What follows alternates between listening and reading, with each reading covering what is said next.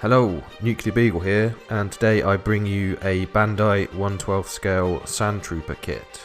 If you're not familiar with these, they are very similar to Airfix models, except that you don't need any glue. You get a bunch of plastic parts which you cut out and then snap together. You also get the stickers and transfers, so you shouldn't really need to have to paint them. But with this model, as you'll see towards the end, I decided to paint it because it looks a bit shit, all shiny when a Sandtrooper should be all grimy and dirty. Putting the kit together is relatively straightforward, and out of the entire Bandai range of kits like this, then I'd definitely say that the Stormtrooper is one of the easier ones to do. So if you've not tried it before, then I suggest you start here.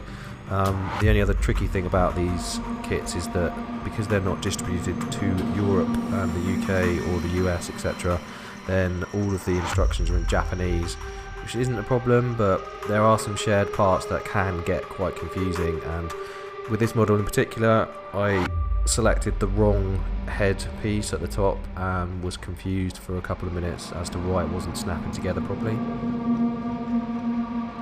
As you expect from Bandai, the quality is very, very high, and as you can see here, the model has quite a good range of articulation. They're not toys, obviously, but they allow you to pretty much pose it anyhow you want, and they hide the articulation quite well. A lot of other static plastic models, you can see the joints and where it rotates and whatnot, but once you finish it and set it in the pose, then they look very, very good. As mentioned at the beginning of the clip, I decided to paint this model. Although it looked quite good when it was finished, it was just too shiny, and so I wanted it to be all grimy and look like a Sandtrooper should look like. I haven't painted a model for years, and I wasn't very good back then, so I'm by no means an expert now, but I kind of bodged my way through it.